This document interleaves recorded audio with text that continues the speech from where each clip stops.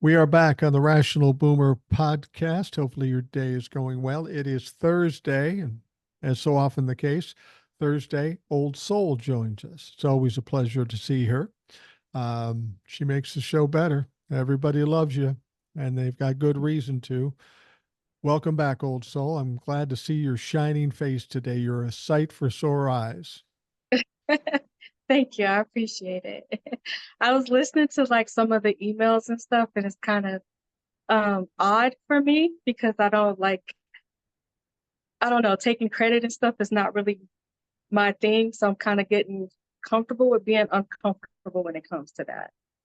Well, people have to remember that you're not on any social media. The only social media you're on is this podcast. So most people don't know you. The only people that know you are listening to the program. Unfortunately, those numbers are continuing to grow. So your fame is starting to expand. You may not be on TikTok or Facebook or Instagram, but on this podcast, you become immensely popular. Um, what I was going to tell you, if I seem a little hyped up today and a little tired at the same time, it's because my wife and I spent the whole day with our granddaughter, and Oh, that is some busy shit. We went to a one of those inside places where they have the climbing stuff and all this stuff, and she's saying, "Grandpa, yeah. climb up here with me." I go, "I'm not climbing up anywhere, honey. I'm 64 years old. If I break a hip, it's over." Um, And then we had lunch and she took a nap and then we went to a splash pad. So it was a long day for Cindy and I. And Cindy's already sleeping because she's got to get up early. I'm tired, but I'm wired. You know what I mean? Yeah, I I've been could, there. I couldn't sleep if I wanted to. Um, Whenever we do a show with Old Soul, we like to update ourselves as to where she's at. She's always doing some interesting, amazing, or some crazy shit. So we need to know what's going on with whatever clients you have currently. The girl that was here, she's in Vegas, but she's not like here. Her parents actually came down to do like a little mini vacay before she moved in with her sister. Uh huh. So they're leaving tomorrow morning. And I did tell her when we got done with the podcast, I'll be sure to go and like say my goodbyes and all that stuff. They're really sweet too. Like they like invited me and like my family out to dinner. We hung out and had a good time and all that stuff. But yeah. It's got, as difficult as that story is, and we'll remind folks that this young woman, she's in her 20s, but she was assaulted, correct? By a boyfriend or Yeah. She's what have you. being abused by her ex-boyfriend. Yeah. Right. So that's tragic and it's all right. But the upside to this is that her parents are very supportive. We've had situations where you've talked about this where dad was highly religious or highly political and didn't give a shit whether his daughter lived or died, essentially. Maybe I'm being too Yeah. strong with that, but that's the impression I get with the things they do. But this one's a little better. She's got some support. Yeah. Yeah, she does. Her family, they're really nice. The only thing was they found that he used to like sit outside of their home. So she got the order of protection. Her parents got the order of protection. So he has to stay so many feet away from the home.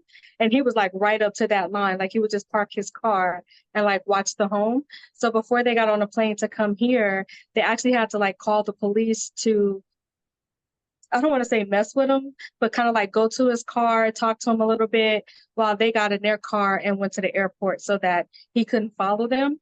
But they Right. do have like cameras up and stuff, and they get alerted, when the motion sensors go off and all that stuff. It's um, it's a hard way to live, but that's what they're doing with him. Well, I know one of the worries of the young woman is that dad would get so frustrated that he would do something and he would get in trouble. I was thinking Yeah. about that and I thought, what you should do is go out and buy a cane corso dog with a bad fucking attitude who's very protective of the property. That might be a deterrent for a clown like this. It's so funny you said that. My daughter brought her and her mother like these matching like brass knuckles, but they have like little spikes on the ends of it. And she got them like a matching set of that. Wow. It's Only kind your of cute daughter. because they were pink, but Only your daughter they would do that. yeah, she was like, if you're walking and you feel scared, or if you're jogging or something like that, just jog with your brass knuckles on. That way when you swing, you maximize your landing of your punch. I guess reserve energy when you're supposed to fight like that. So We she's a got little to get dangerous. we got to get your daughter on the show at some point. That's going to be entertaining. She and I would have an interesting time talking to each other because I would just provoke her more. I I would Yeah. encourage her. I love the attitude. I love the energy, and uh, God help anybody who decides to mess with her because they're not going to do well. They're just not going to do well.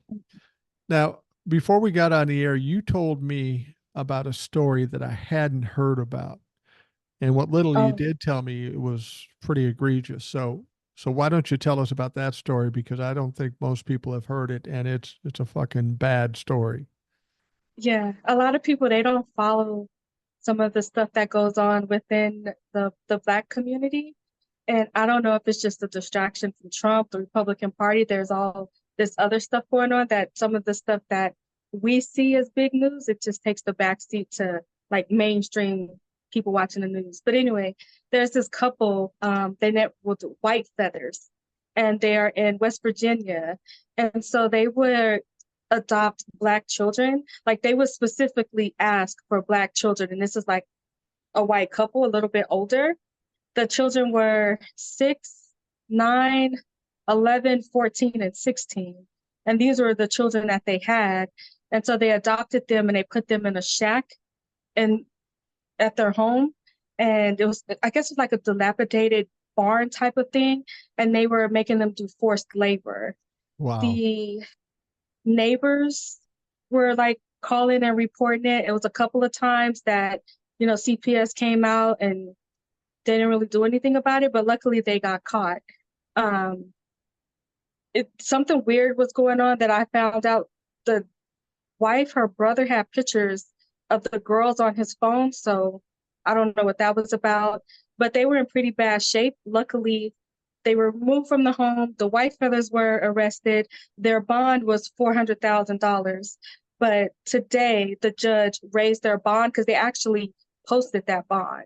And so the judge, she looked at the injuries, she looked at the conditions that they were living in, and she raised it to 500,000 each. So it's not like a collective bond; it's 500,000 each. So they each have to post 500,000, and we're just hoping that they don't get out. Wow. That is For us, abs we were looking at it as slavery, but yeah. the state is looking at it as like child abuse, cruelty, and forced labor. So the word slavery isn't in the indictments or anything like that, but that's what it is when you ask for Black children and make them do that. And they're not being paid. They're probably being fed and taken care of sparingly. I don't Yeah, know the what girl else you said that the oldest girl said that they were fed like once a day at like 6 a.m. and then that's it. In the barn, you could only unlock it from the outside. So like if there was a fire or something like that, the children didn't have a way of getting out. And their feet were pretty bad. I don't know if maybe they didn't have shoes or if the shoes they had wasn't adequate. But that was one part of it it was really hard to see that. And then see a 6-year-old.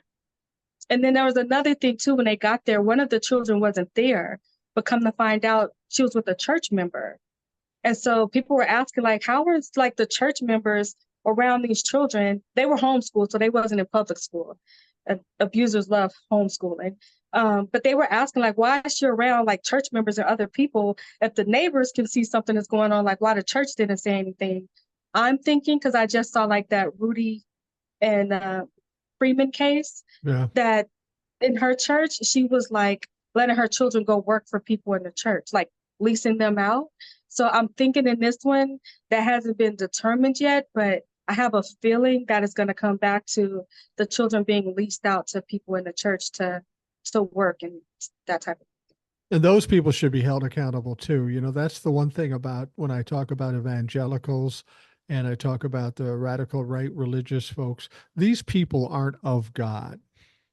They are nowhere near it. They use it as a shield, but their behavior and the way they live their lives, they are the essence of fucking evil. And they should be taken to task for it. I mean, I know God will straighten that shit out when it's all said and done, but like this couple you're talking about, they need to do some jail time. And somebody needs to go burn down that fucking place because it should not be allowed to exist anymore.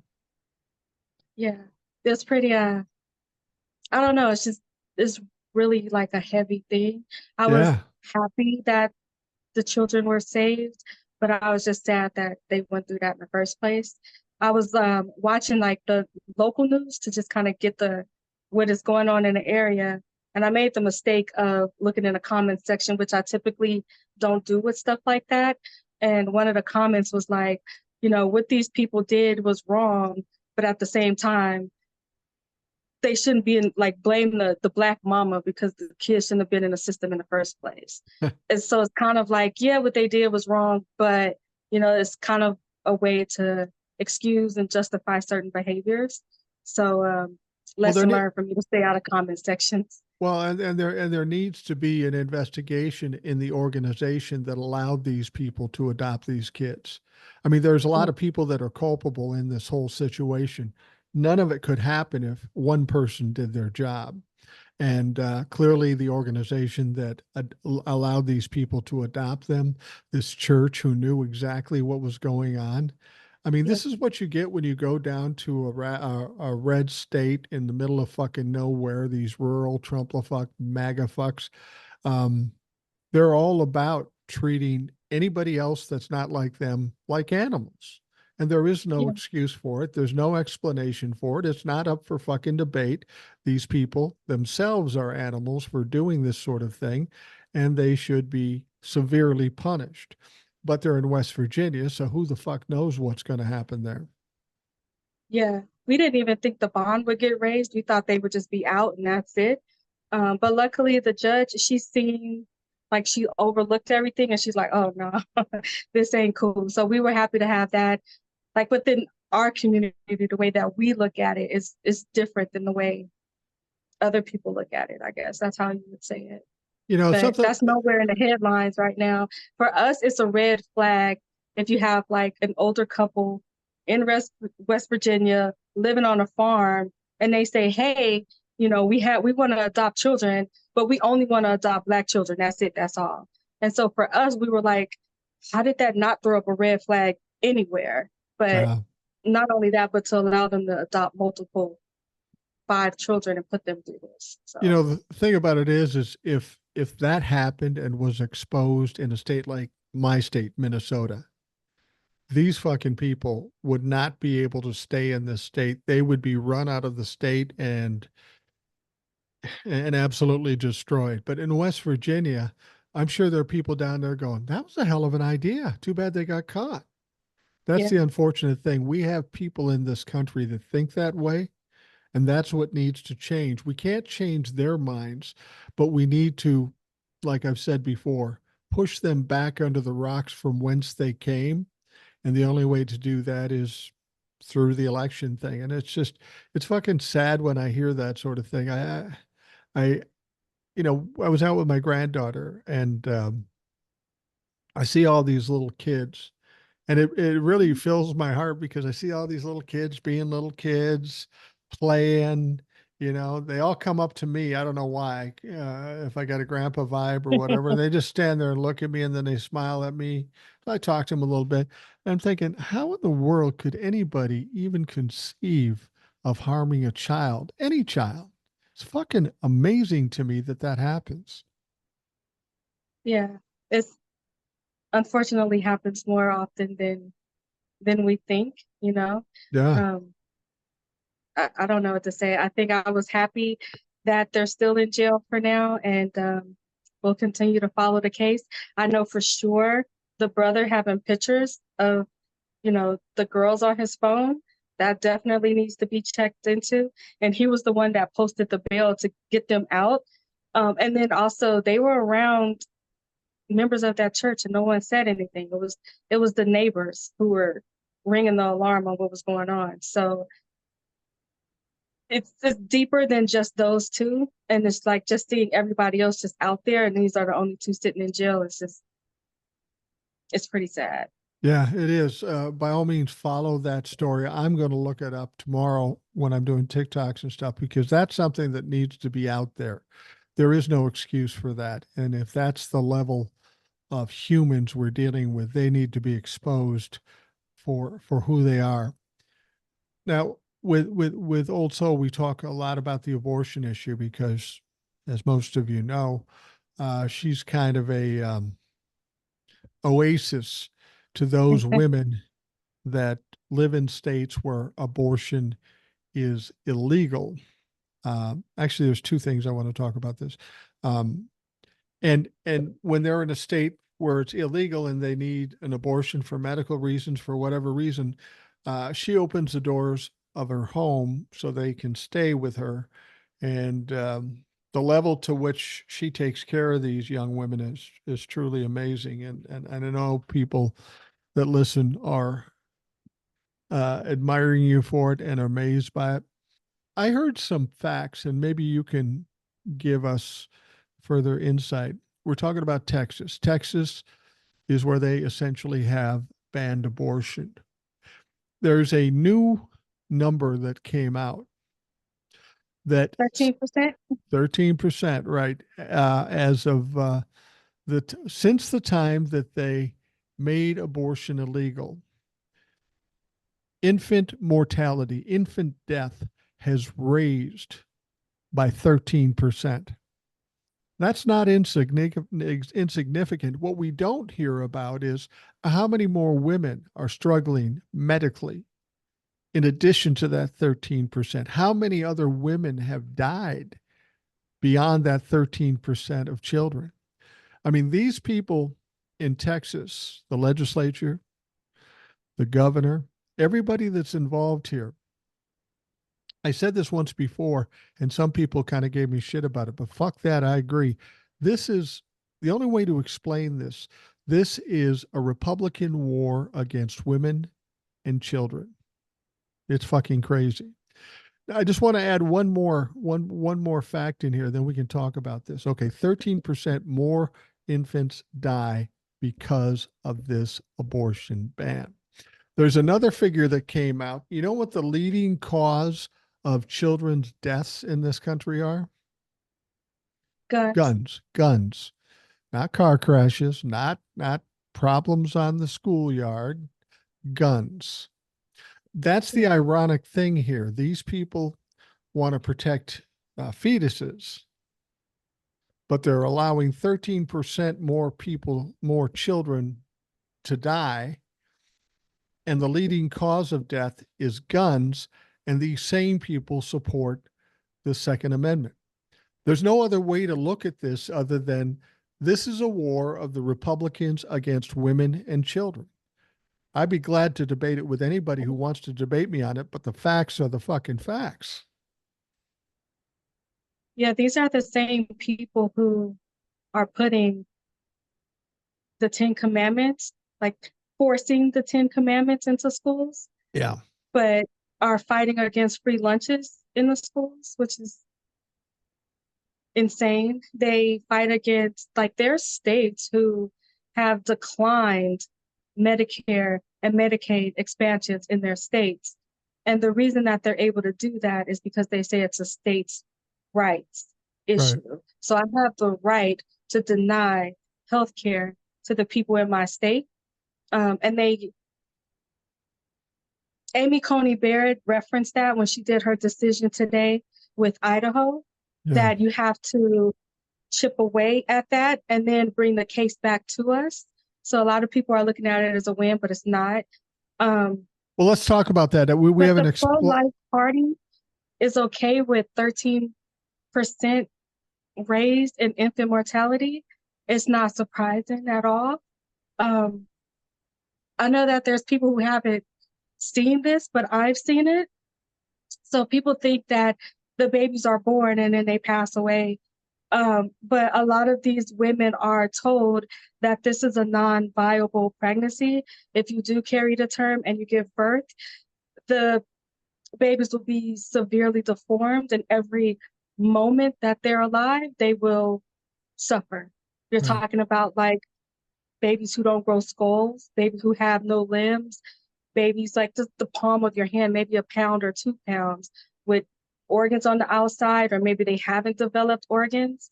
And these women are forced to do dry births. And when you think about a dry birth, you would think a stillborn is 10 times better than seeing that. And Wow. some of the women are forced to do that. Um, Not only that, but once they go through that, they're forced to go through that. Then they turn around and they get $100,000 medical bill in the mail. Right. Like it's it's And the Republicans don't want to help you cover those expenses. I mean, everything about this is an attack on women and children. And they can say it's not, but the fact of the matter is it is. And if you want to put the 10 Commandments in every school, that's fine. But don't do it in the process of breaking those 10 Commandments, like have no other gods before me. They worship Donald Trump, you know, thou shalt not whatever is in the 10 Commandments, and they're breaking half of them by virtue of yeah, their intentions of putting these 10 Commandments in there. Basically, they're saying is, we want those 10 Commandments in there so you follow them, but we don't really need to. We do what we do because God is on our side, and fuck that. yeah. They're trying to put that trad wife on people, to traditional wife. And I've had to, I'm still dealing with the fact that a lot of times I say the supporters, they just don't know any better. We have to give them grace. But there's a lot more of them that know the truth and they just don't care. Especially with the women, they are saying you're supposed to stay at home, put your life in jeopardy, to have a baby, just all of this stuff that they're pushing. But these are women in position of power. You look at Amy Coney Barrett, she's a Supreme Court justice. Look at Lauren Boebert, look at Marjorie Taylor Greene, look at any of these heifers. These are all women in positions of power, and they're controlling your life, but they're telling you that you should be helpless and you should have no voice at all in what's going on. And they're pushing no fault divorce and stuff like that. I think I'm just down today because it's a lot of bad stuff to process all at once. Well, you brought up another Supreme Court decision that's actually not a decision yet. And that's kind of interesting in its own right. Once again, when it comes to abortion, there's a decision that's been leaked. We've got some pretty fucked up decisions. And some people might look at this decision as a positive, but apparently somebody inadvertently or accidentally on purpose put a draft of a decision that's upcoming. I assume it's going to come tomorrow. And basically, what it said was that they were going to allow emergency abortions in surgery. You know, when women are on the edge of their own health problems or death, you can do an abortion in that situation. So on the surface, it sounds like the Supreme Court is is taking the right stand on this, but I know you have a different take on it. Yeah, it's Katanji Brown Jackson. She said it best. She said this isn't a victory, it's a delay. And then while this delay is going on, it's still the same situation.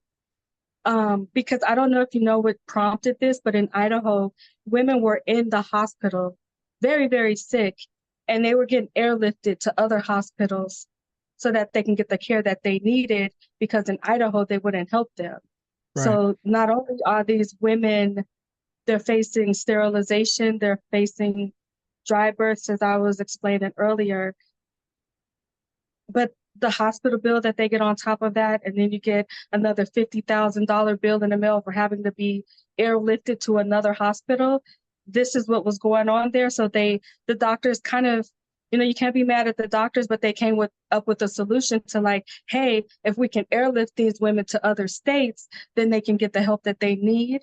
And so that's why this was going in front of the Supreme Court, because that was happening in Right. that state. That was their solution to their ban. But there's something called, I don't know if I'm saying it right, EMTALA, which is the Emergency Medical Treatment and Labors Act, which means this hospital is getting funding for Medicare and Medicaid. So you have to abide by this EMTALA Act. And that's why you can't say, well, this hospital doesn't serve Black people, or this hospital doesn't take Hispanic people. You have to follow this act, which means if there's a patient that goes there and they need care, you have to treat them and you have to give them the care that they need. That's it. That's all, period. Right. So Amy Coney Barrett, what she did when they put this out, she said, hey, you need to attack the EMTALA Act and then bring the case back in front of us. So basically, what you need to say is this act that makes you treat patient, it goes against states' rights.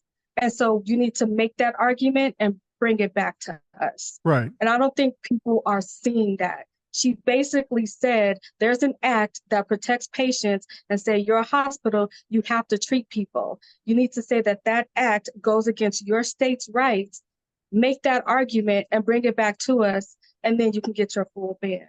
Well, and there's another part of this too with over and above that EMTALA Act, the doctors have to struggle with the prospect of being arrested and being tried. I mean, it's a tough situation to put doctors in. There probably isn't any doctors there that want to turn away a patient, regardless of what the cultural attitudes are, but they don't have a choice. And that's why we're seeing doctors leaving Florida and other red states, because they just can't do their job anymore. They can't stomach turning away people that are seriously ill just because some radical religious fuck has this weird idea about women's reproductive rights. Yeah, and a lot of OB doctors, they have their own practice or they work out of a clinic, and then they contract with hospitals. So when their patients go into labor and delivery, they go to the hospital and they treat their patients. So it's not like these are like strangers. These are doctors who built relationships with these patients. They may have treated, a generation ahead of this patient. They've delivered their other children and they might have delivered these children. It's just what it does to the doctors. I don't think people look at the aspect of that. And for them, like here where I'm at, you can get an appointment pretty quickly with an OB. But in these red states, when the doctors are leaving, you have to go to another state or you're waiting 3 months. I think that's a low end for an appointment. So how does that help a pregnant woman who may be spotting during her pregnancy or may have preeclampsia during her pregnancy and she really needs that care, she's not getting it? That's going to lead to the mother's health, and it also puts the child at jeopardy, which we do see that in Texas going on right now. This is something that could have been detected, but because there were no OBGYNs in the clinic, they just didn't find out until it was too late. There's another decision that came out of the Supreme Court yesterday that doesn't have to do with abortion, but I found it pretty appalling. Basically, there was a case, I can't remember where they're coming out of, about a guy who helped in a state, in a state government, helped somebody get a contract for like $1 million.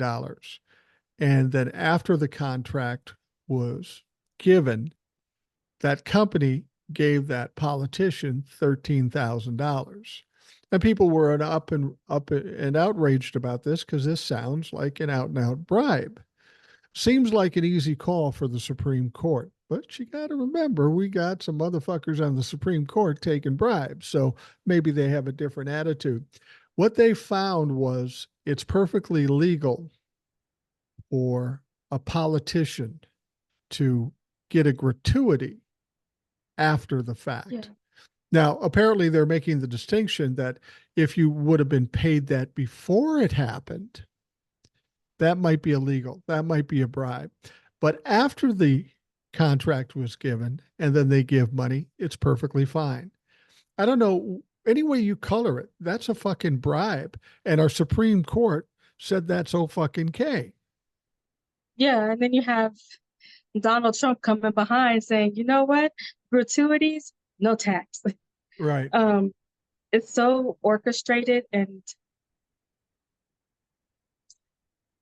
there's no moral compass there. Anytime that you're hearing a case that, it's illegal for homeless people to sleep outside. However, if you're a politician, it's not a bribe, it's a gratuity. It makes Yeah. no sense. They're there to, you can have your own personal beliefs, and that's fine, but you're there to interpret the law and leave your personal beliefs out of it. Like when you go to work and they say, leave your drama in the parking lot or leave your drama at the door. That's why they say that. You need to be objective and you need to look out for people as a whole, not just one particular group of people. But not only that, a minority group of people. That's how we slip into minority rule. And Yeah. I do think that's what they're pushing for. Well, that you mentioned the thing about trying to make homeless people illegal. They're homeless because they don't have any money. They don't have any hope. If you're going to make it illegal, you got two options: give them some place to live and help them out, or kill them. And that sounds pretty crazy, but really, what are your options? Or throw them all in jail It doesn't permanently. it doesn't sound crazy because Donald Trump, he regurgitates so much crap that sometimes we forget the things that he says. And before he was talking about putting immigrants in camps, he was talking about putting homeless people in camps because we have to make our cities look big and beautiful. And, you don't want all this litter of these like homeless people everywhere. And his solution to that was to, put them in camps. And that was his solution. Well, and that's what we typically find with Republicans and especially Donald Trump. They've got a lot of questions, they've got a lot of demands, they've got a lot of things that they are going to insist on, but they've got no resolutions to these problems. I mean, like with homeless people, you can't say it's illegal for them to be outside and then not do something to help the situation. You've got people that are outside because they have no other options. You got to give them some options. That isn't how Americans should be dealt with. Right. I think in order to assist with the homeless crisis, the first thing you have to do is you have to look at rental rates. You have to start looking at these corporations that buy up property and they rent them or they lease them out at amounts that's more than 75% of one person's income. So you choose between paying rent and eating and, having basic necessities. How are you going to pay your utilities?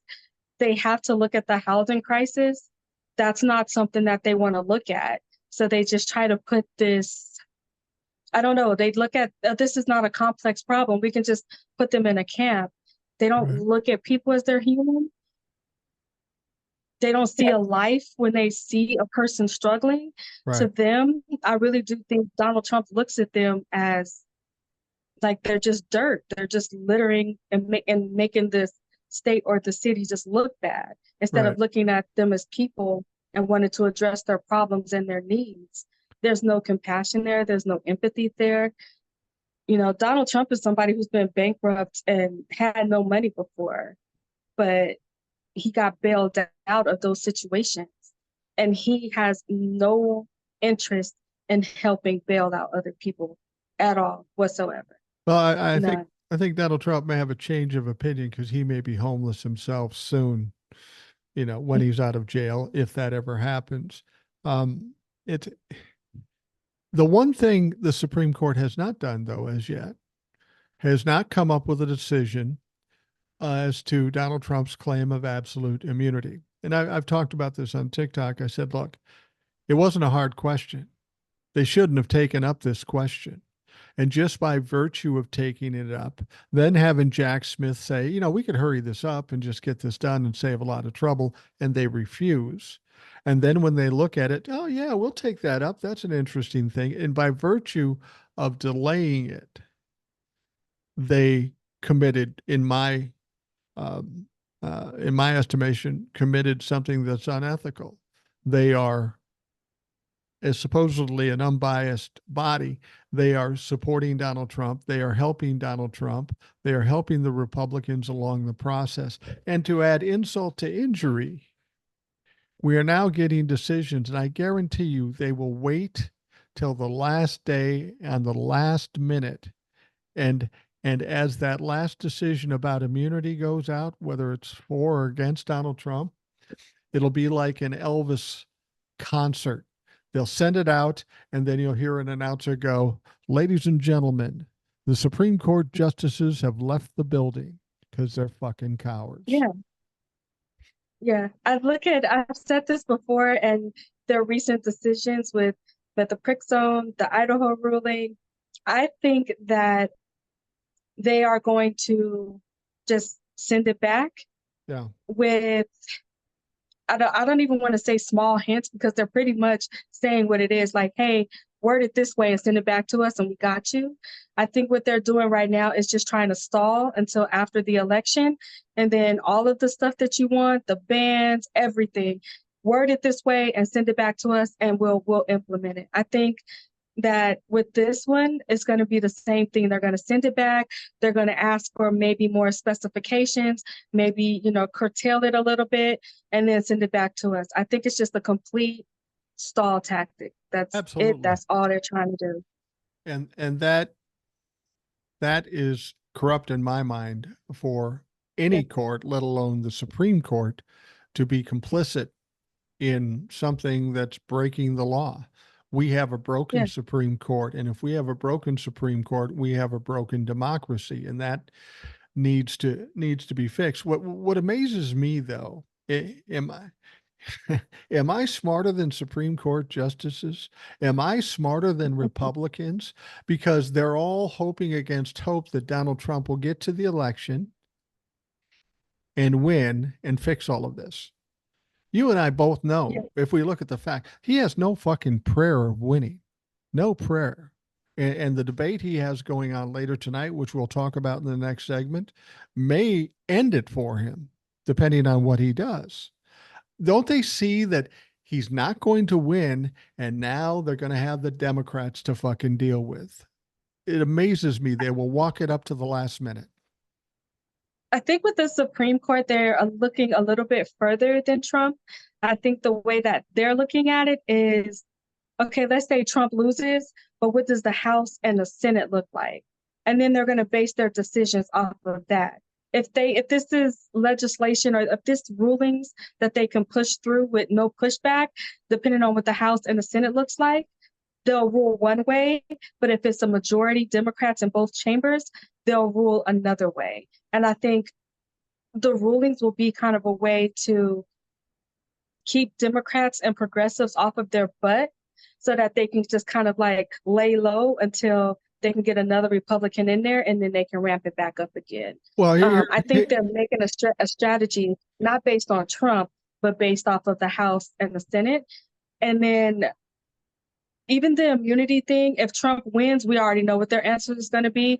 But if Trump loses and Biden gets a second term, so quick, it's going to be, no, there's no immunity. It just really depends on the complete makeup of what their decision is going to be like. So it's not just about Trump with them. Well, here's the thing, and I know what you're saying, that they'll ride this out to the end, and then if Trump loses and we take control of the House, which we most certainly will, and I think they'll maintain um, um, the control of the Senate. If that happens, what you're suggesting is, well, then they'll kind of back off and be on good behavior, hoping Yeah. against hope the Democrats will lay off of them. Yeah. People ask me all the time, what are you going to do if the Democrats win the House, the Senate, and the presidency? You won't have anything to talk about. There won't be Donald Trump. Well, there'll be plenty to talk about Donald Trump for the next 5 years as he's going through trials. But I tell you what,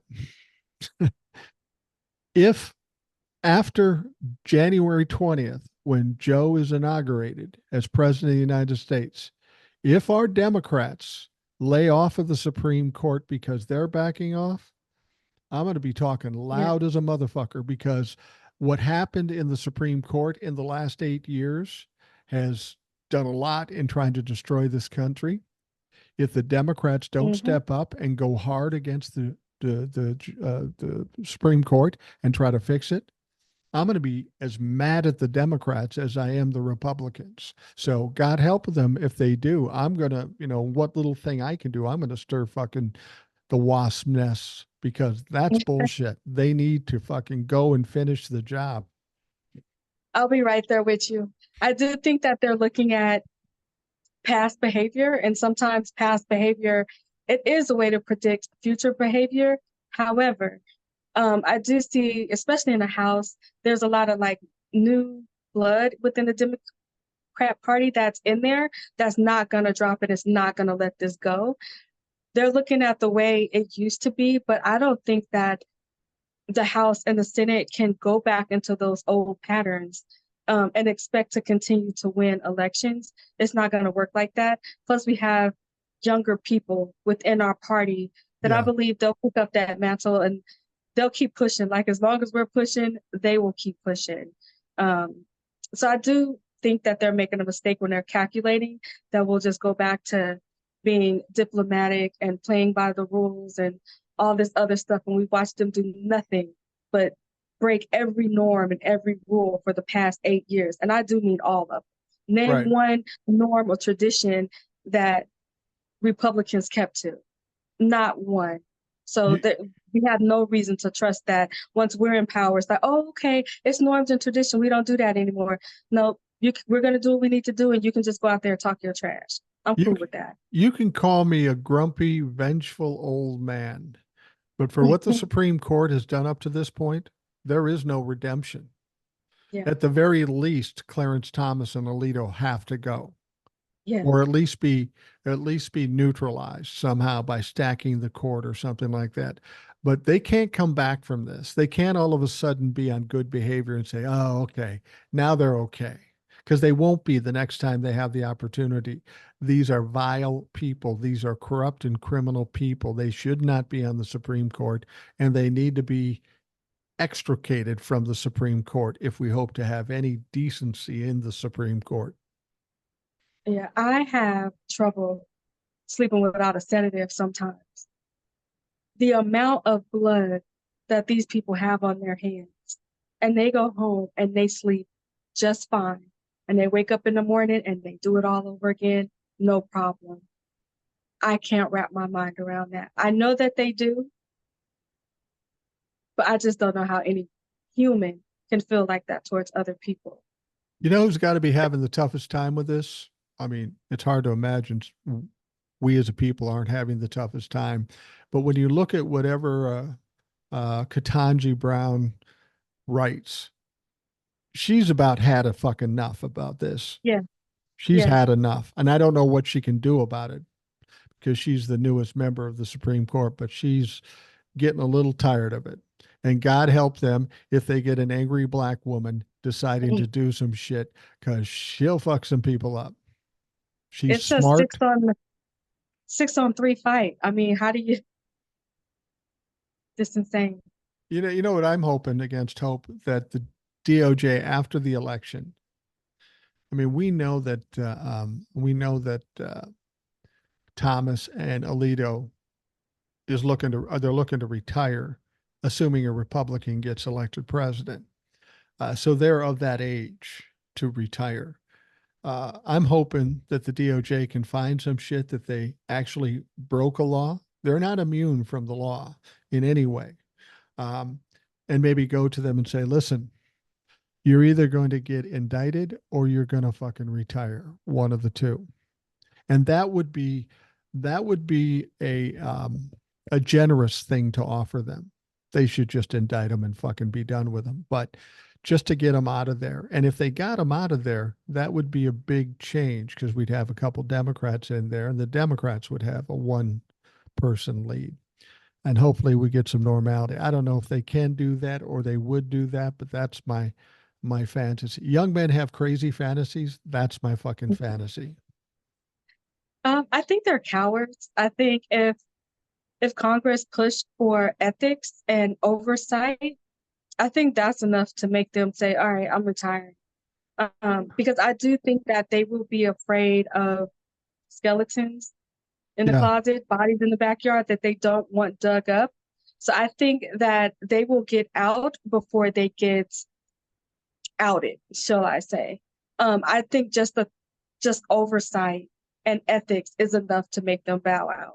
Well, So yeah, even if Merrick Garland doesn't have it in him, the same way he didn't have it in him to go after Trump, and look how Trump's repaying that favor. But anyway, I do think just ethics and oversight is enough to get them out. I really yeah. do. Yeah, even if they started an impeachment against them and whether they were able Hmm. to accomplish it or not, just by virtue of the information and, like you say, the skeletons coming out, that might scare them. It was going to fuck up their legacy and might fuck them up, certainly politically and probably legally. So maybe you're right. Uh, Also, we're going to take a quick break. We're going to come back. We're going to talk about the debate. That's the thing at hand. That's happening today.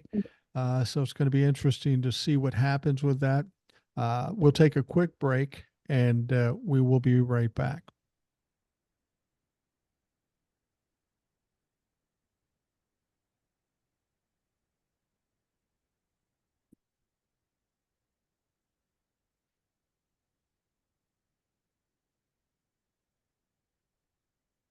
We are back on the Rational Boomer podcast. Old Soul is with us today.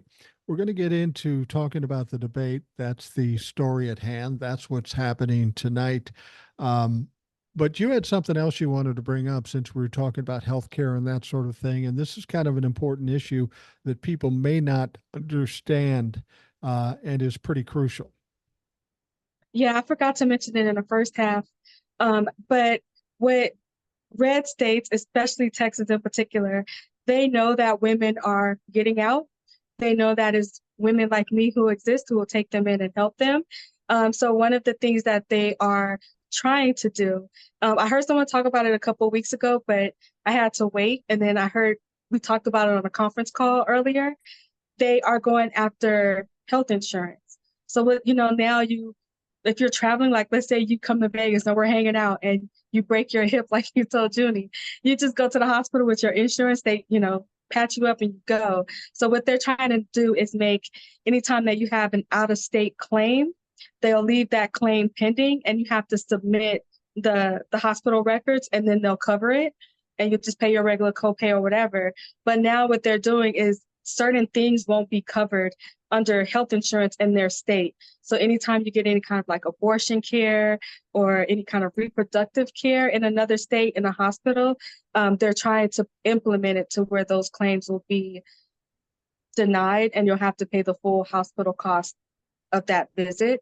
Wow. So I know typically if you're working, you're enrolled. I don't know Medicare, Medicaid, but typically if you're working and you have like open enrollment, typically that's like January 1st.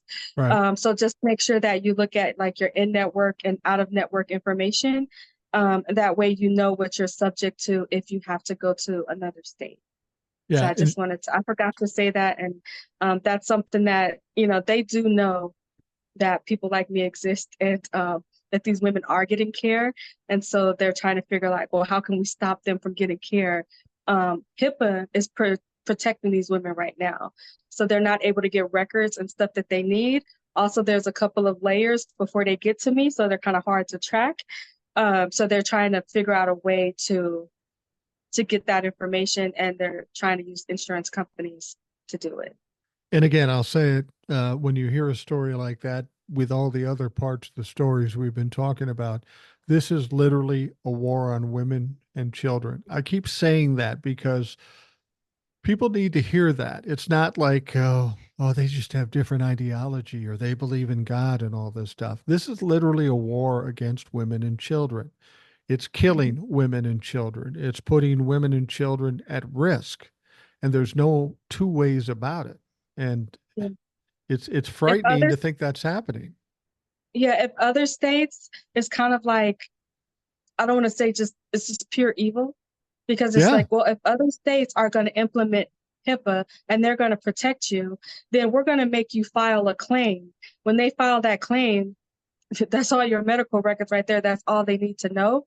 In addition to that, they could use those claims to bring prosecutions forward. So I just wanted people to have that in the back of their mind when they're going through open enrollment in red states and they're choosing health insurance. But I do have to add, I'm 1,000% sure that Trump is not going to win. But you do need to start thinking about those down ballot races, because you don't want to feel comfortable sitting in a blue state.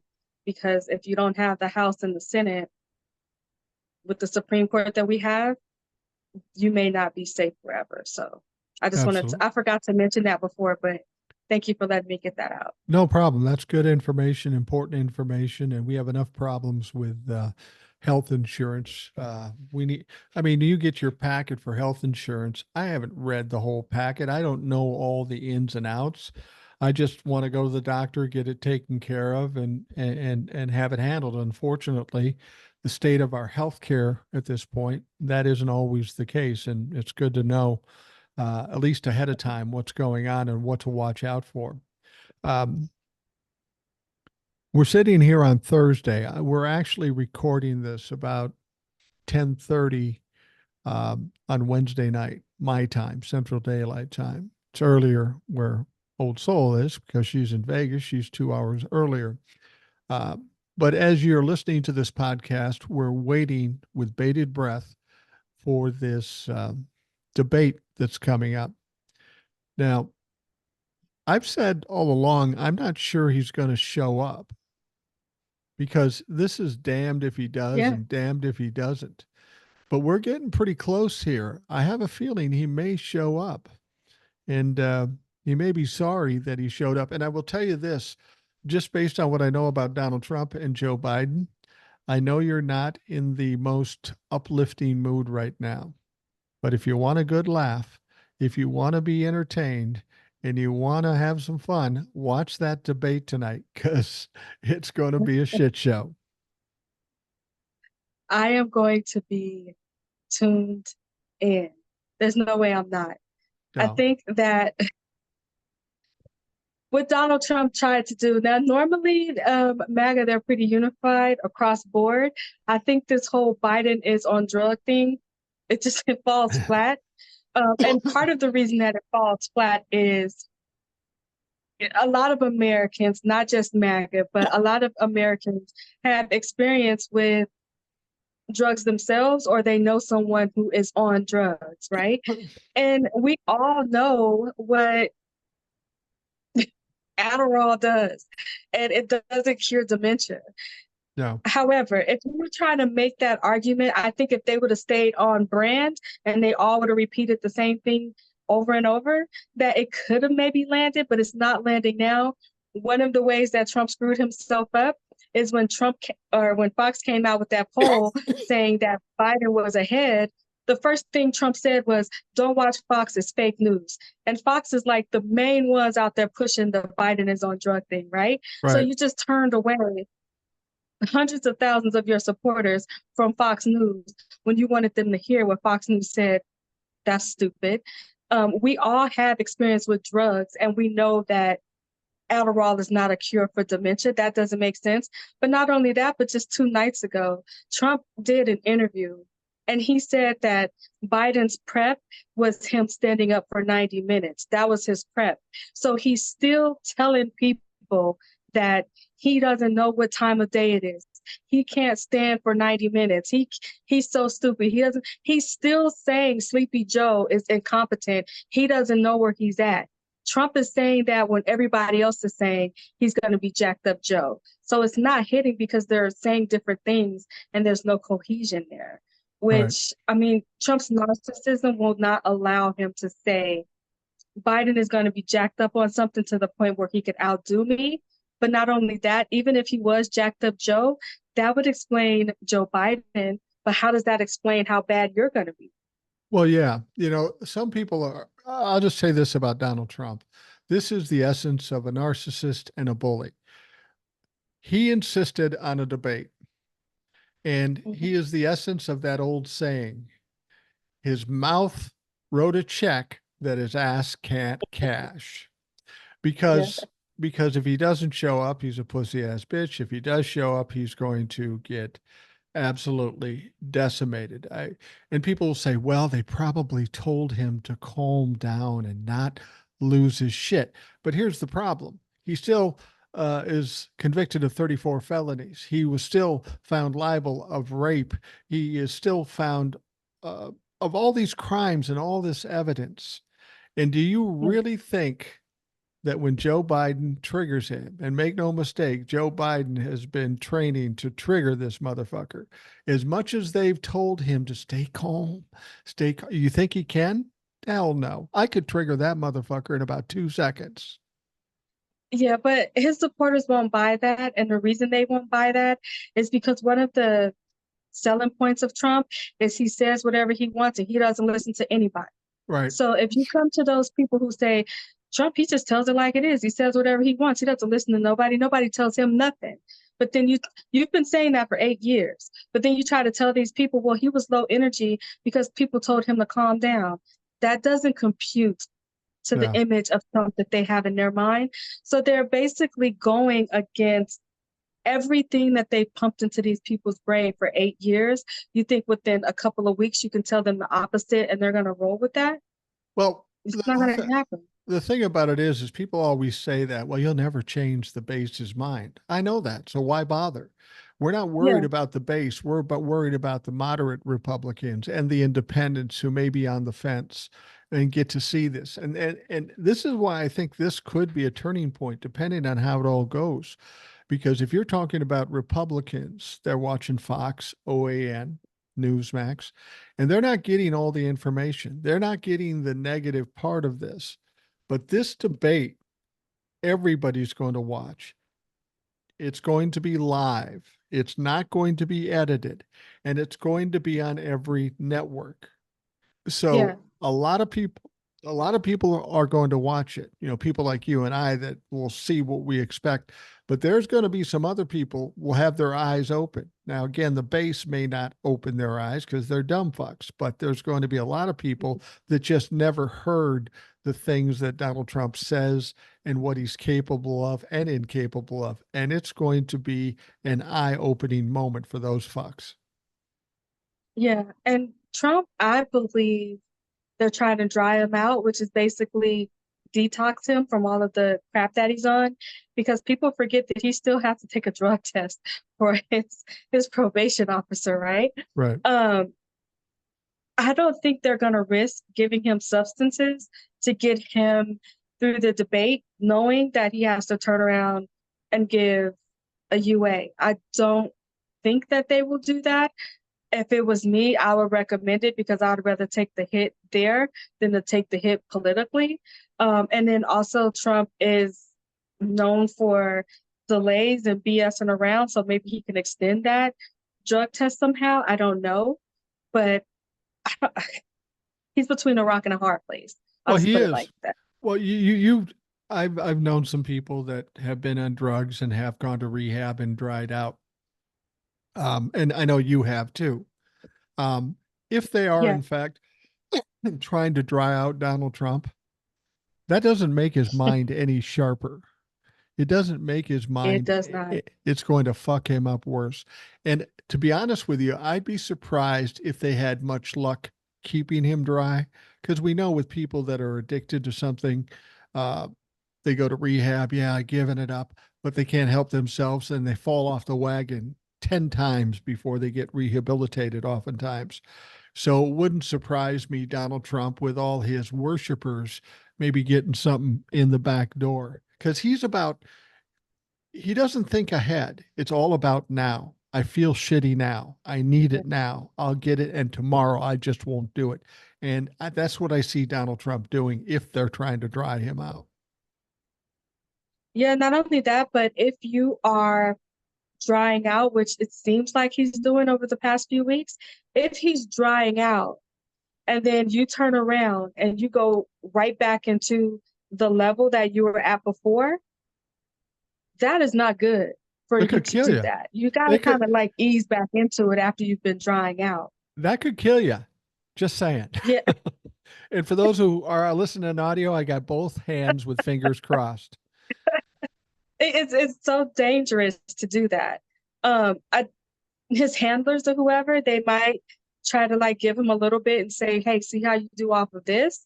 But knowing Trump the way that he is, it's just like, "Hey, this everybody is watching me. These are the ratings that I've always craved. I need to be like on. So give me what I'm used to taking." I think that's where his mind will be, and that's not going to be healthy for him, and it's not going to do anything to focus his mind at all. Especially, and I think the fact that his mic is going to be able to get turned off, he can't just like throw his weight around and overtalk Joe Biden. I think that's going to be very frustrating for him. And as soon as that mic clicks back on, he's going to be lashing out and he's going to be on a previous topic and they may have already moved on. Right. He's not going to be, he's not a focused guy. And he doesn't answer questions. He goes off on No, tangents. He's going to have 2 minutes to go off on a tangent. He may have a minute to rebut, and they're going to shut him off. Now, what may happen is he'll be talking, and since they're in the same room, you'll hear the noise in the background from Donald Trump ranting. And that's not going to be a positive. That's going to sound like he's crazy and pitiful, and it's not going to work for him. Some people have said if he does show up, and as far as we know right now, he's showing up and it's getting close to the deadline, so we can presume he probably is, that he might get in there and get triggered and then just walk off, which I could see him doing because that's the kind of behavior he shows us all the time. He's done it before. He's walked off when people have asked him the wrong question at press conferences and things. He'll just get up and walk off.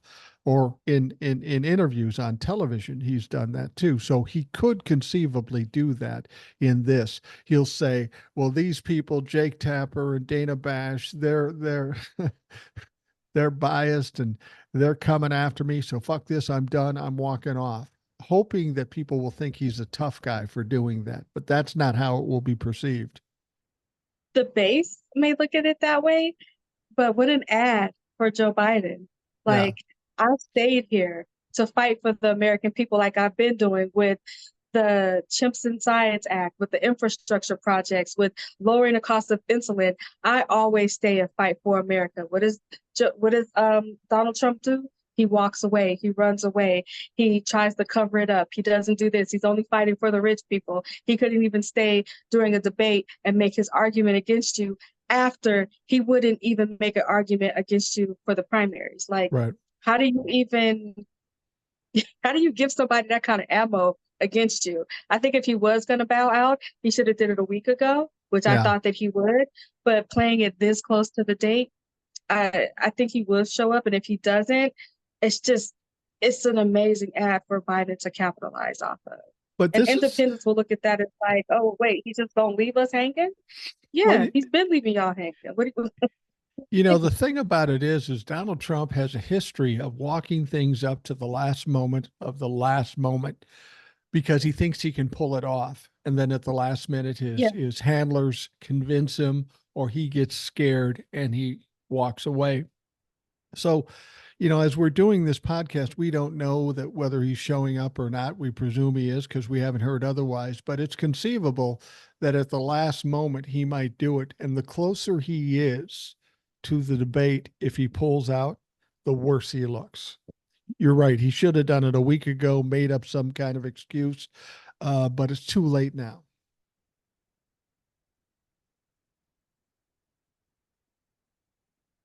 yeah. Look at E. Jean Carroll. He promised that he was going to take the stand and testify. And what happened? He literally got on a plane and went to another country and said, well, I couldn't testify because I was in another country.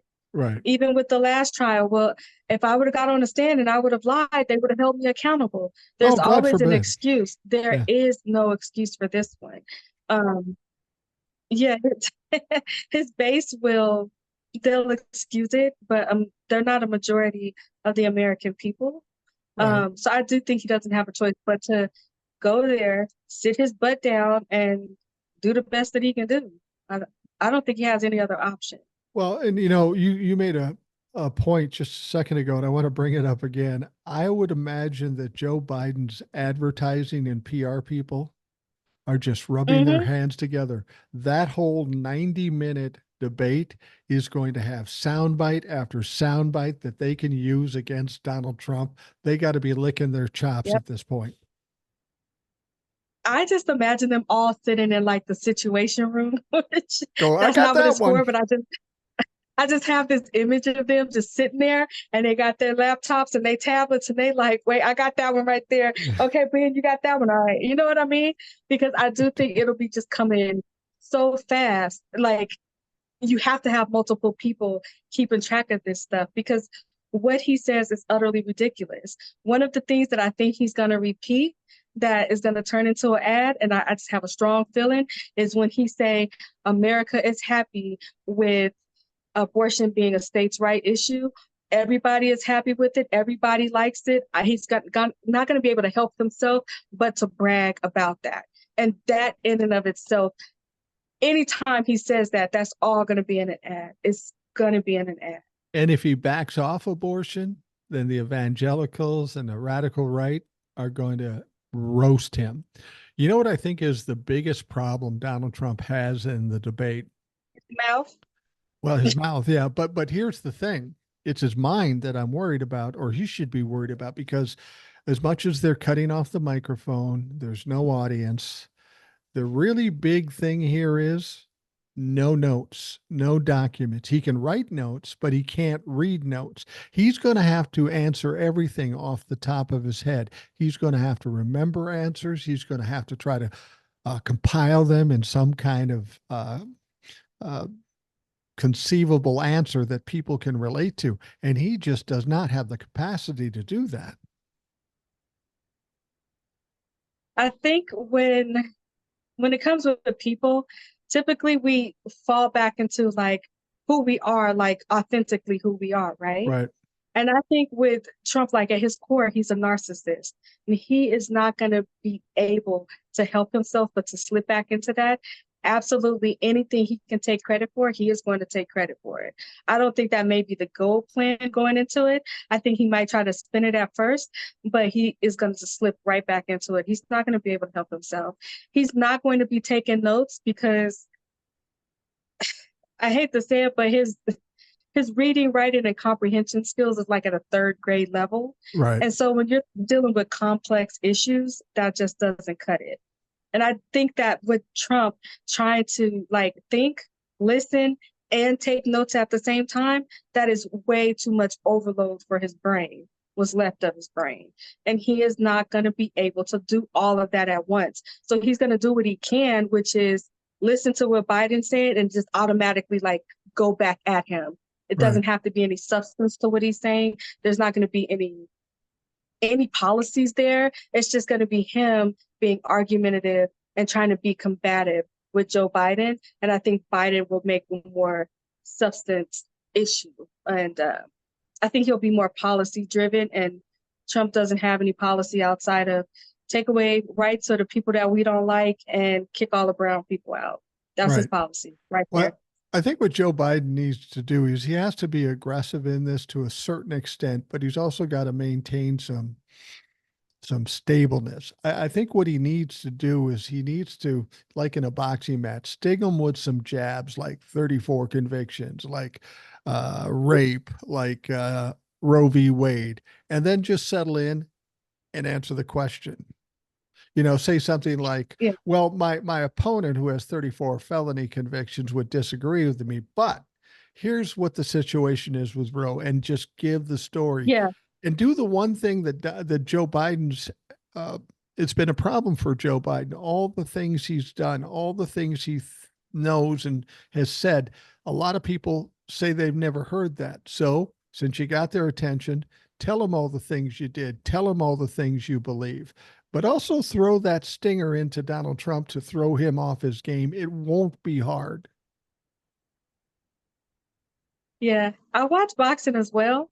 And with Trump, you don't even have to bob and weave. All you got to do is stick and move, because Right. he's not going to be throwing any punches that can land on you. So all you got to do is stick and move. Like, stick him with an insult, move right on into the facts. That's all you have to do. You don't have to dodge any of the nonsense that's coming from that direction. Just stick, move. I think that's a good strategy.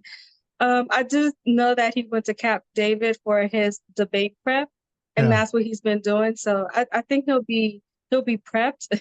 Trump, I will say, he hasn't been making as many crazy posts as he normally is. So there might be something that's going on behind the scenes. I just don't think he has the ability to maintain information over periods of time. And for him, a long period of time would be by the end of business day. I Well, don't think that. I think part of the reason he is not talking as much, he is talking, but I think he's terrified. I think he realized he fucked up. He opened his mouth. He should have kept it shut.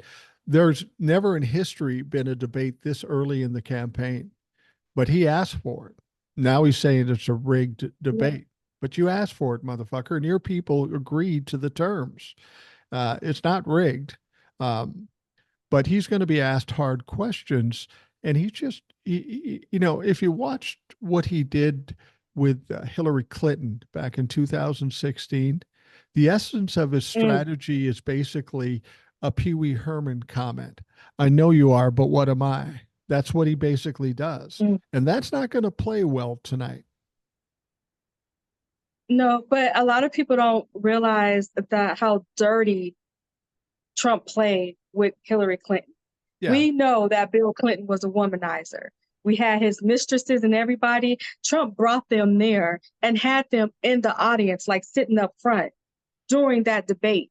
He doesn't have the opportunity to do any of that at this one. It's just him on stage with his brain and his mouth, and that is not a good combination. So all these little underhanded tricks and stunts and shows that he usually does, when you take that away from him, what's left? And you Well, got to think a lot of Trump's superpower, seriously, is his buffoonery. yeah. He's clownish, he's cartoonish. And when he's like that and you have the audience laughing and clapping, people kind of like, they don't take what he's saying seriously. Because I mean, if you sit there and you say, Viktor Orban is a great man and Xi is a great man and I love Putin, we're best buddies. When if Obama says that, if Biden says that, you can feel the seriousness behind it. But Trump can say it because he's a clown, so people Right. doesn't take him seriously. When you take the clown away from the circus, they don't tend to be that funny. Well, while he can't bring the women to the show like Donald Trump did, um, Joe Biden can reference Stormy Daniels and E. Jean Carroll, who did take him to court and beat his ass. And that's something that, if that worked against Hillary, then Joe Biden should use against Donald Trump. Because, I mean, let's talk about womanizing. Donald Trump calling Bill Clinton a womanizer is the pot calling the kettle black and then some, Right, right. because he's a Yeah. worse I, offender than, I think it's always a projection though, right? yeah, It's just that in that instance, when it came to that particular situation, they both happen to be guilty of that. I yeah. think she did good knowing that her husband's philandering was like on full display. I I, I probably would have did even better just because stuff like that pisses me off and it kind of makes me focus a little bit more. But I can imagine that was difficult. It's just that he's not able to do that any longer. I Yeah. think I don't think it's going to go good for him. And I'm smiling because that actually makes me happy. It does make me happy too. And one of the things he said that Joe Biden's just practicing standing for 90 minutes. Well, if I remember correctly, that State of the Union was 90 minutes and Joe did just fine. And he didn't look like he Yeah. was on any kind of drugs at all. Um, it's, well, if he says something, if I'm Joe Biden, I'm looking at all these things and he says something about Joe's jacked up on drugs. All you have to say is, then why did you refuse to take your drug test that you're required to take? What is it? What are you hiding? Not only that, but these people need to work on their insults. Yeah. Jacked up Joe, Sleepy Biden, I can see that being insulting, but jacked up Joe, I mean, it's not really an insult when you say it. But I guess they was running out of things to call him. They could have kept, and then they call him the big guy. That's another insult that they use on Fox News. Like, you call him the big guy, so what? He a boss? All right, I can roll with a boss. Like, He's a the president. insult, it doesn't hit the way it's supposed to hit. And I do think that Trump thinks that he can bully Joe Biden. But how do you bully somebody who has the entire United States Army behind them? Right. Like, why would you think in your mind that Joe Biden would be scared of you? No, Why would you think that? Joe Biden beat him in the 2020 debates. That wasn't a problem. And Donald Trump isn't half the man he was then, and he wasn't much of a man then. Joe Mhm. Biden is probably slower because he's older, maybe has a stuttering situation. But the other thing Joe Biden has is a ton of experience, like 50 years in Congress. He may be slow, but Yeah, he's a wily motherfucker, and you can show that by the times he played Kevin McCarthy and Mike Johnson and all this stuff. He knows what he's doing. He knows how to play the game. And that's always been the big problem with Donald Trump ever since he took office in 2016. He didn't know the game. He thought he could change the rules to his rules, and he fucked around and found out that that didn't work. Joe knows the rules, Joe knows the game, and he will run circles around Donald Trump, I guarantee, just based on, facts and the way he handles them. Joe's been trained how to handle this clown, and that's how Joe looks at him, as a clown. And he's right, he is a clown. Um, I say if he goes on a rant, let him go. Because I think you and I both said this all along. Just let Donald Trump talk because he will implicate himself. Now, I've made a lot of predictions in my time, some good, some bad, but that prediction has come true every time. Every time he gets to yeah. talk, he fucks himself over. And now he's going to do it on national television in front of everybody, even his worshipers. Yeah, I think that they don't look at the fact that Joe Biden has his faculties and Trump does not have his faculties. Right. And a lot of Donald Trump, he gets a lot of his endorphins and stuff from like sugars and high concentrated starch and all the junk food that he eats. He doesn't go outside unless, like, anybody who knows golf knows how disrespectful Trump is, because you're not supposed to drive your golf cart on the green. You're supposed to walk, right? He Right. hops in his little bucket and just drives across the green like it's nothing. But anyway, but in the meantime, you do see Joe Biden getting fresh air. He's on his bike. He's riding around. He's getting his exercise. I know that he used to be a runner. I'm not sure if he does that behind the scenes, but I don't know if it's a substitute for his injury on his foot or whatever, but he's fairly active. And that does help when it Yeah. comes to your mental cognitive. And Trump just doesn't do any of that. So if he is prepping, I think it's in vain. And I hate that I try to emphasize with certain people, but the people who are around him right now and after that debate, That they that are just going to experience That hell amazes from me her. about that amazes me about Joe Biden when I saw him riding his bike. Joe Biden is what, 18 years older than I am? Mm-hmm. I'm 64. You're not getting this motherfucker on a bike. I rode bikes all my Yeah. life, but I know better now. When I was younger, I used to ride motorcycles too, off road type stuff. I would never get on a motorcycle right now. I almost killed myself when I was in my 20s. A quick funny story. My youngest son is about 5 years old, and we're walking in a mall, an outside mall, and there's this big Harley Davidson there, and my son goes, "Oh, that's cool. I'm going to get one of those." And he looks at me. He goes, "But I got to wait till mom's dead." 'Cause clearly, she had a little talk with him about that. Mom was not going to accept that, no matter how old he got. Um, uh, what do you think? Assuming it goes the way we suggest it goes, and I don't know how it can go any other way. What do you think that does to the campaign? Does it I won't say destroy Donald Trump's campaign because he'll ride this out because he has to. But does this cause a big turn in public perception? It almost has to.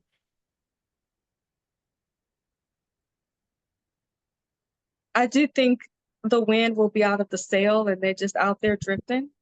But I do think it'll be a combination of things. That there's a lot of people who don't pay attention to politics like we do. I always find that weird, but there's a lot of people who don't pay attention. But those people will be watching the debate. Not only are they going to see that Biden is competent and they can hear accomplishments that they didn't know about, but I do think Trump himself will be a reminder as of what his 4 years were like before, and a reminder of why they didn't vote for him the last time.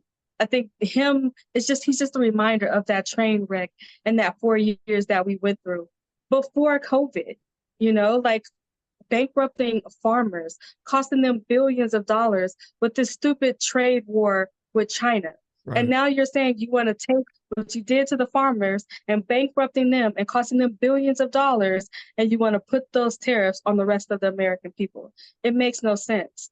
So I do think who he is on that debate stage is going to be a reminder of what we went through, because I do think people just don't have, I don't want to say they don't have the attention span, but a lot of people don't have the stomach for this crap. Like, it's too toxic. Yeah. I'm good. Because I have Well, people that's like that. When I try to talk to them, they like, no, you know what? I'm cool. Like, I don't want to hear none of this stuff. And, yeah. it's hard for a lot of people to process that. Well, I think you make a good point. I think you're absolutely right that people do forget. It's been 4 years since Donald Trump is president. In 2020, they essentially voted against Donald Trump because they were fearful. So we do need to remind him. And again, this is another way Donald Trump sinks himself because he wanted this debate. And all this is going to do is bring up all the old fears and not going to help him going into the 2024 election.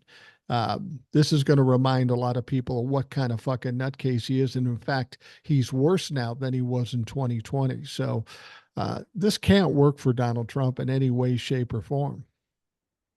No, I think that should have shown not just Trump, but the Republican Party as a whole, that Joe Biden knows how to deal with a bully. So these tactics really are going to work.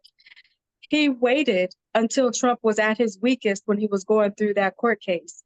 And he baited him by talking trash. I Right. heard you free on Wednesdays. Okay. So he knew when to strike him. And he knew that Trump was just going to lash out and just accept the challenge at that time. He didn't want to catch him when he was like riding high and, polls are looking good and all that stuff. He waited until he was at a certain level. And then he came in and he took his shot. And he knew what Trump was going to do because he's that predictable. Yeah. Narcissists and bullies, they are pretty predictable. They're kind of creatures of habit, shall I say. And Yeah. Biden knew how to handle that.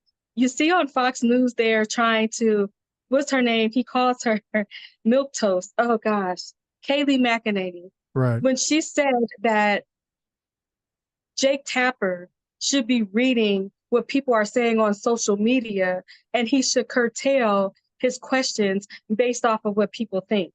That was her way of trying to bully him into saying, don't ask hard questions, because if you ask hard questions to Donald Trump in particular, his supporter is going to be mean to you on social media. I really do think that these people live in a bubble to where social media that's all it is. Nothing Right. else matters. People's daily life, they're struggling, what they're dealing with, what they're going through, how they're going to survive from moment to moment. It all revolves around social media and a freaking tweet. She is smarter than that. I know she's smarter than that. And I used to see her on CNN and I'm like, did they just rot her brain, or is she really that afraid to voice her real opinion? Well, that's what they I don't know. always, Or maybe that's, when Trump attacked her last time to kind of knock that heifer back in her place and she know not to step a toe out of line again. That could be it too. yeah, I think you're right. I think that, I mean, it always goes the same way. If you have the audacity to do this, we're going to come after you. But Yeah. as I've told people before, they've been saying that for the last 2 years, and nothing's ever happened. They Yeah. talk a good game. They're bullies. But when it comes down to it, if somebody pushes back, they fucking run.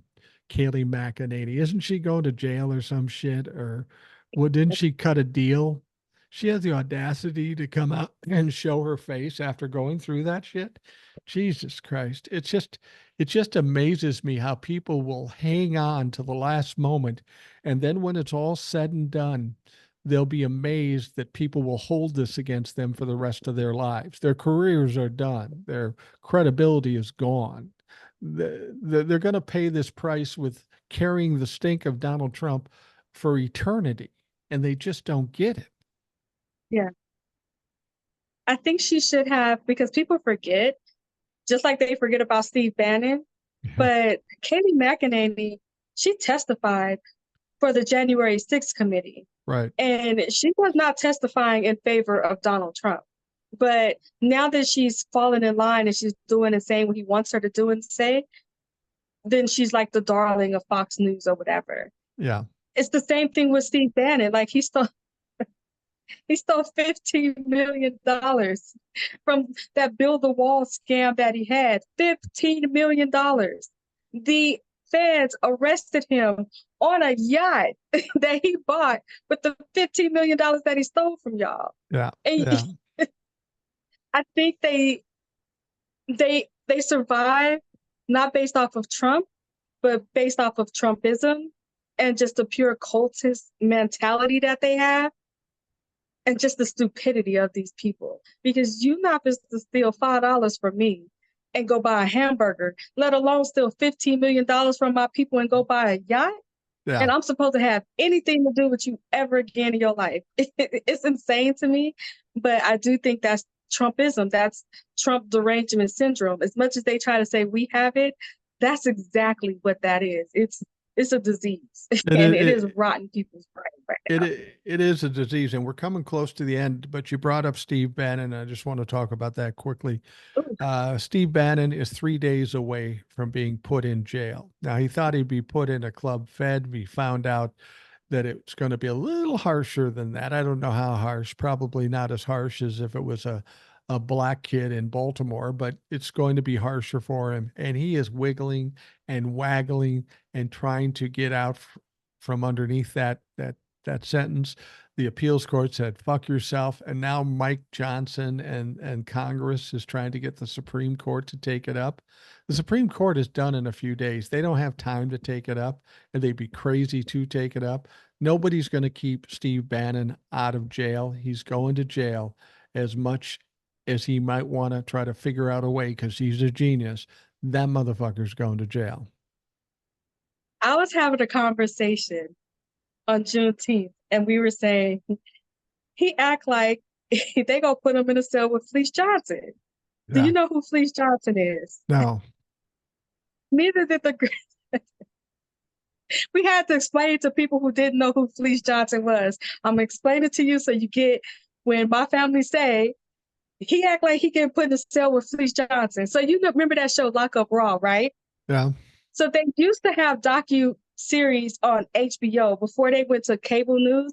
They were like on HBO, and then they switched to A&E, I think, right?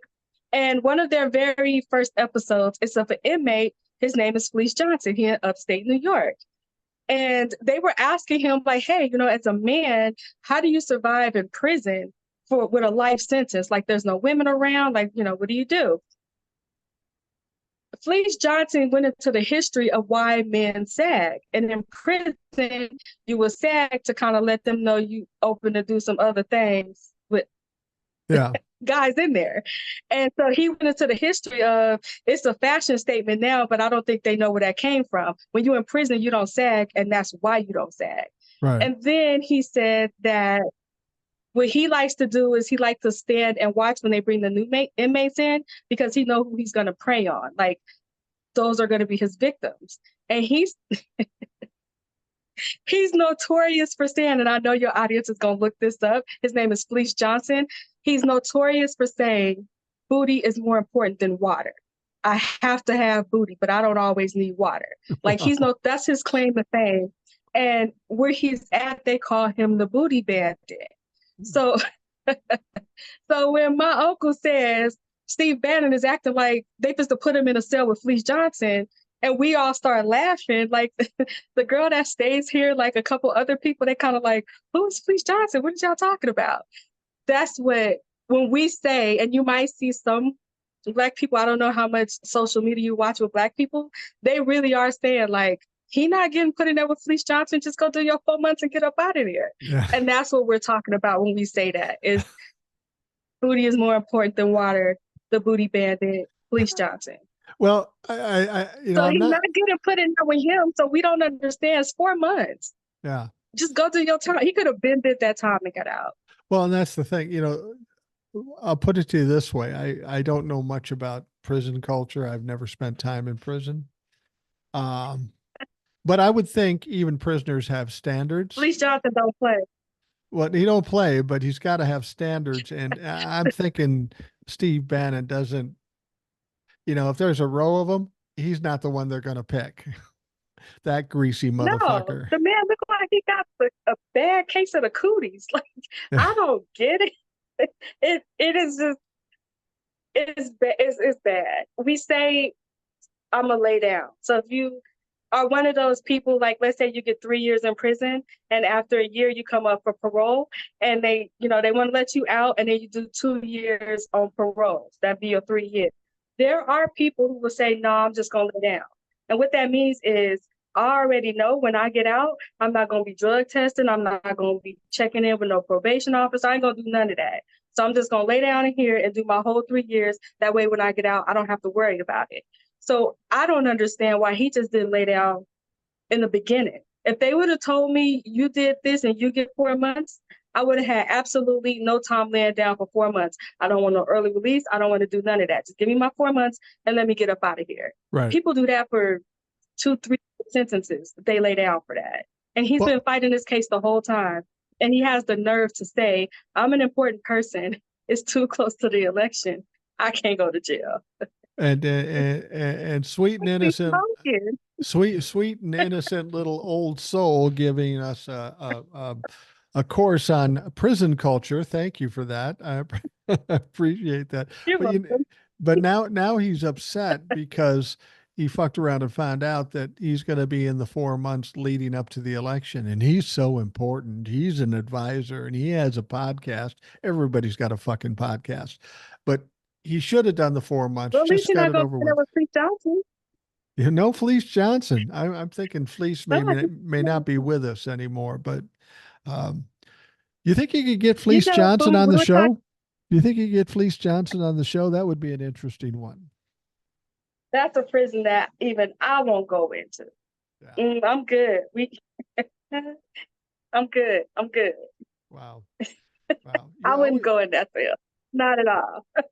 Yeah, we were talking about boxing earlier, and I thought about something before we leave, because I know like I was feeling down and a lot of people feel down with these decisions that's going on. And I thought about something Mike Tyson said, which was everybody got a plan until they get punched in the mouth. Right. And I feel like with the Republican Party, they have a plan for women, restricting access, taking away rights for people. They have a plan they have a whole Project 2025. That's their plan. Yeah. And it's up to us in November to punch them in their mouth and make them shut the hell up. I couldn't say I it thought any about better. that earlier, and then I just wanted to say we can hit them in the mouth in November. You're absolutely right about that.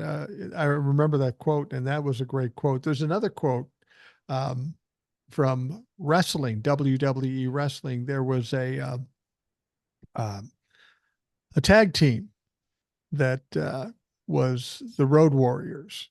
I actually knew one of the Road Warriors because he went to college with my friend, and crazy motherfucker. But they said something just in passing that stuck with me for all these years. They said there's two kinds of people in this world. There's weasels and weasel slappers. And the Republicans are weasels. And we're going to slap some weasels. Well, there you go. We could be like the Ultimate Warrior, just wild out. Yeah, exactly. In the voting booth. Well, Also, I want to thank you for coming on the show. It's always compelling and interesting when you're on the show. I love it when you take us to the street a little bit because I'm just I'm living in the suburbs out here. I'm an old white guy. Leave it to Old Soul to bring us to the street and and tell us how it is.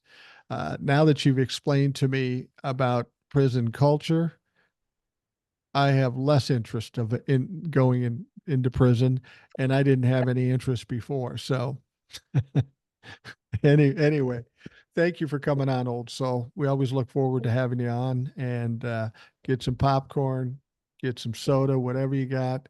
We'll watch this Are you debate going tonight. live I don't, after the debate?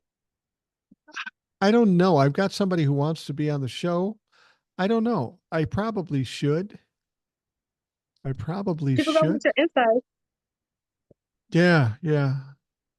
I got to figure out how to do that. Yeah, maybe I will. Maybe I will. I've been doing more lives as of late, and it's been kind of it's been kind of fun. Um, yeah, maybe I'll do that. I may have to do two of them. I don't know. I'm going to record something at 9. Yeah, I don't know. I hadn't thought about that, but that's a good idea.